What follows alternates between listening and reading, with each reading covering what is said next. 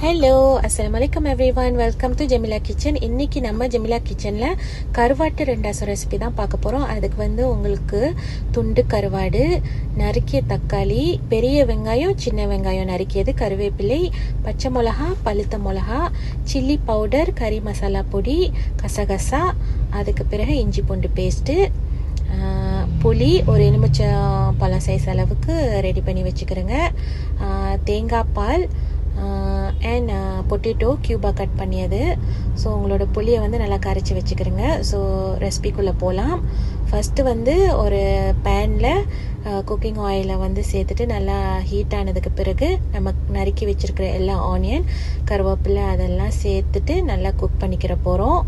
So இதில் கொஞ்சம் salt add பண்ண போகிறோம். சால்ட் கொஞ்சம் பார்த்து ஆட் பண்ணிக்கிறேங்க, ஏன்னா கருவாடி சேர்க்குறனால டிஷ் கொஞ்சம் சால்ட்டியாக தான் இருக்கும். ஸோ உப்புலாம் சேர்த்ததுக்கு பிறகு நம்ம இது கொஞ்ச நேரம் லீடை க்ளோஸ் பண்ணி வைக்க போகிறோம். ஸோ கொஞ்சம் சீக்கிரம் குக் ஆகுறதுக்கு.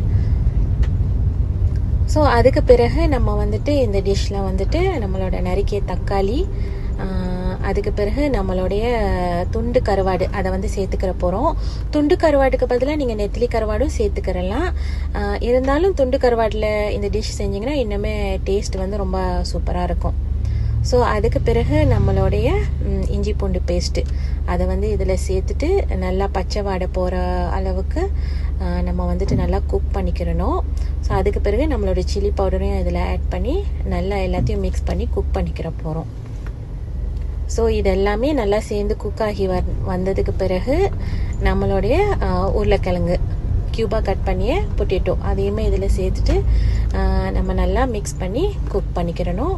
ஸோ அதுக்கு பிறகு நம்மளுடைய பச்சை மிளகா, அதுக்கப்புறம் பழுத்த மிளகா அதையுமே சேர்த்துட்டு இதில் நல்லா மிக்ஸ் பண்ணிவிட்டு குக் பண்ணிக்கிற போகிறோம். அதுக்கு பிறகு தான் நம்மளுடைய கறி மசாலா தூளும் கசகசா தூள் அதையுமே சேர்த்துட்டு நல்லா இந்த டிஷ்ஷோடு சேர்த்து நல்லா குக் பண்ணிவிட்டு நம்மளோட புளிக்கரைசல் அதையுமே சேர்த்துட்டு நம்ம கொஞ்சம் நேரம் க்ளோஸ் பண்ணி நல்லா கொதிக்க விடணும்.